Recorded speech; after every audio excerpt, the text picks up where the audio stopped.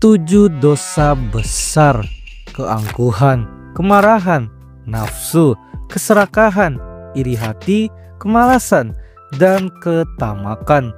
Tapi bagaimana jika kita pakai konsep 7 besar tadi ke dalam sebuah analogi ketika sedang menjadi konten kreator, di mana nyatanya gak sedikit banyak konten kreator yang menggunakan strategi ini ketika sedang membuat konten. Jadi inilah 7 dosa besar seorang konten kreator.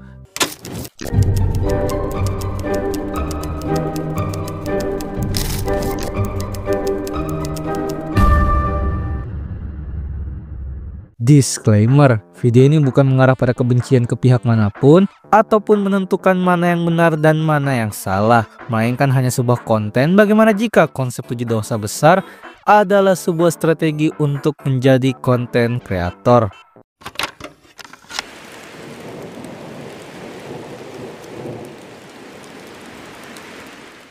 Dosa pertama yaitu keangkuhan atau pride, di mana ini merajuk pada sebuah sifat sombong, di mana sikap ini basicnya adalah ketika manusia merasa dirinya lebih baik daripada manusia lainnya, dan mereka juga merasa kalau dirinya adalah orang yang paling tinggi ketimbang orang lain.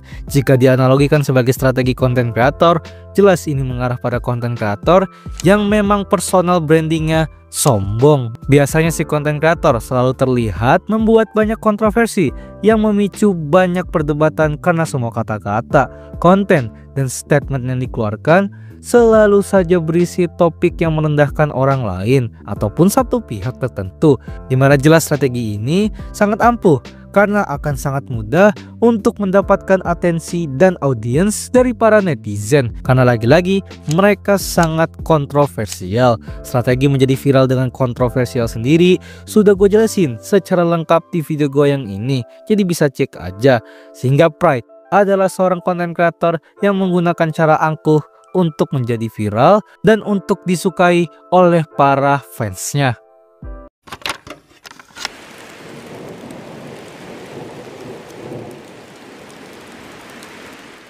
Selanjutnya adalah wrath atau kemarahan, di mana dosa ini merujuk pada sifat manusia yang tidak bisa menahan amarah dan emosinya. Jelas dari deskripsi tadi, dosa ini akhirnya mengacu pada konten yang isinya rage bait, atau memang si konten kreator yang kerjanya yeping atau marah-marah mulu. Rage bait sendiri adalah konten yang strateginya itu membuat isu kontroversial agar memicu para netizen untuk mengeluarkan emosinya terdahulu ketimbang pikiran rasionalnya, sehingga rage bait menjadi pancingan yang sangat klasik karena mereka biasanya adalah konten kreator yang selalu saja menggunakan judul, thumbnail, atau hook yang bersifat memancing emosi para netizen dan audiens. Di satu sisi, amarah bisa digunakan dengan cara membuat personal branding yang kerjaannya yang marah-marah mulu. Ada fenomena apa di internet? Ya selalu dibahas dengan cara marah-marah. Biasanya yang begini sudah masuk ke segmen hiburan. Jadi di segmen umum, dosa kemarahan biasa digunakan dalam bentuk pemancing audiens entah dengan judul atau hook yang clickbait dan rage bait. Sedangkan di segmen hiburan, jelas tinggal si konten kreatornya yang menjadi karakter orang pemarah itu sendiri.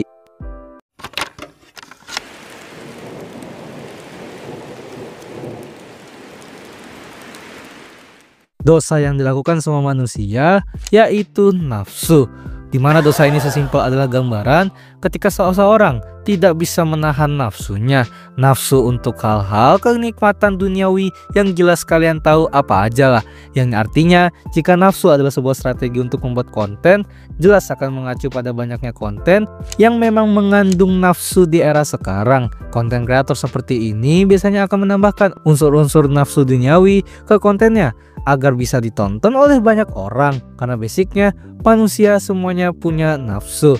Reaction joget TikTok, pembahasan standar-standar cewek sosial media, kolaborasi konten kreator ternama dengan artis 18+ yang malah makin menaikkan nama artis tersebut, atau sesimpel konten-konten drama atau gaming atau hiburan lainnya yang memang visualnya jelas mengundang dosa las banget. Jadi dosa nafsu adalah seorang konten kreator yang memang cara menarik penontonnya udah kayak sukubus, memuaskan nafsu tapi memang malah berdampak buruk.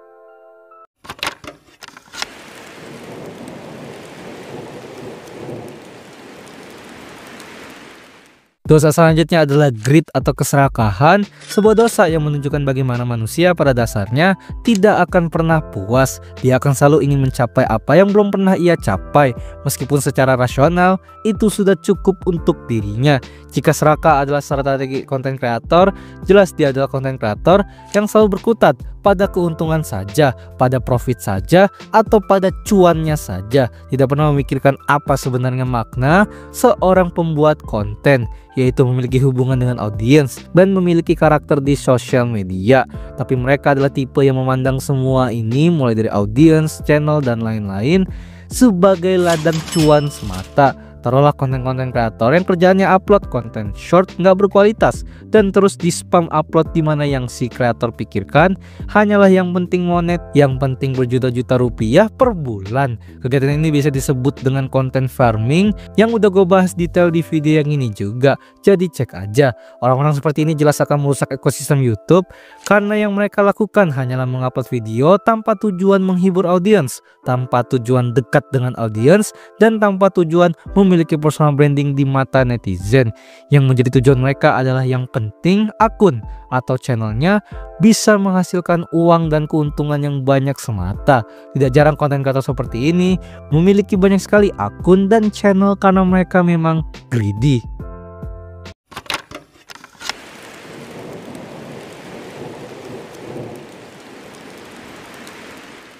Invai atau iri hati mendeskripsikan orang yang memang tidak mau melihat orang lain lebih baik darinya.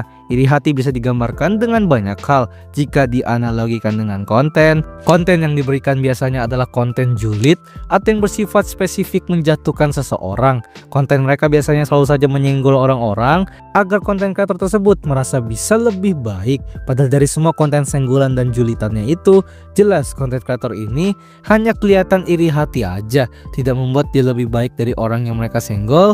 Jadi konten kreator ini biasanya akan selalu membuat konten yang kesannya menyinggung orang-orang yang berada di atasnya, seolah mereka itu bukan apa-apa di mata dia, tapi pada akhirnya itu hanyalah dosa iri hati.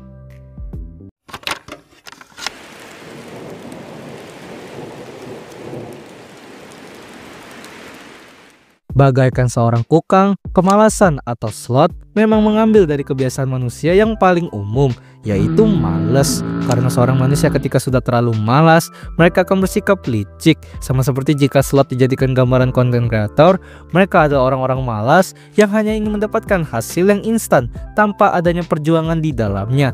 Jelas yang gue maksud di sini adalah para re-uploader atau konten-konten yang berbasis AI, tanpa ada usaha editing, tanpa ada usaha membuat narasi, dan tanpa usaha-usaha lainnya. Buat apa para pemalas melakukan semua itu kalau tinggal mencuri video konten kreator lain dan menguploadnya di platform yang berbeda? Ini juga tidak ada bedanya dengan orang yang kerjaannya cuman bisa niru-niru channel doang, yang malah udah dicap plagiat karena memang mereka pada dasarnya sangat malas untuk memikirkan ide, sehingga pada akhirnya mereka mengambil brandingan orang lain.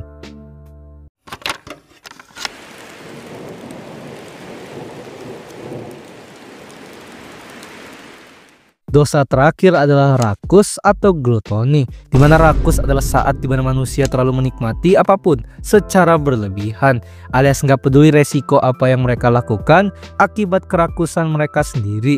Jelas di hiburan kita punya konten kreator mukbang yang jelas secara umum ya rakus, apalagi banyak yang nggak profesional juga ikut-ikutan yang berakhir buruk. Semua itu bisa kalian tahu di video gua yang membahas tentang mukbang ini juga. Selain mukbang, glutoni adalah tipe konten kreator yang manut-manut aja apa yang netizen request, mau sengaur apapun, karena sekali lagi dia nggak peduli apa yang terjadi pada dia. Yang hanya dia peduli adalah validasi dari viewers dan engagementnya itu lancar. Selain itu juga dampak konten ini jadi menormalisasi kegiatan-kegiatan overconsumption yang intinya mengarah pada kerakusan manusia lagi.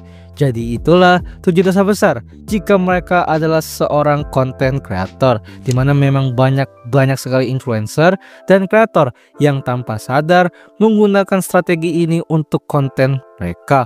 Lalu bagaimana dengan kalian? Terima kasih telah menonton video ini. Gimana? Apa kalian langsung sadar kalau memang ternyata banyak sekali konten kreator yang menggunakan strategi-strategi yang gue jelasin di video ini? Silahkan komen juga. Video ini sendiri bertujuan agar kalian bisa lebih paham lagi kalau karakter-karakter konten yang kalian lihat di internet itu gimana. Dan ingat, konsep 7 dosa besar adalah konsep fiksi yang gue analogikan saja. Bukan berarti strategi yang gue mention itu adalah sebuah keburukan. Karena strategi tadi pada akhirnya bisa berdampak ke banyak kemungkinan. Tidak bisa hanya berdampak buruk atau tidak hanya bisa berdampak baik. Dan kalian suka video ini nggak? Bisa banget buat like dan share video ini. Jadi jangan lupa subscribe Dazzle. Dah.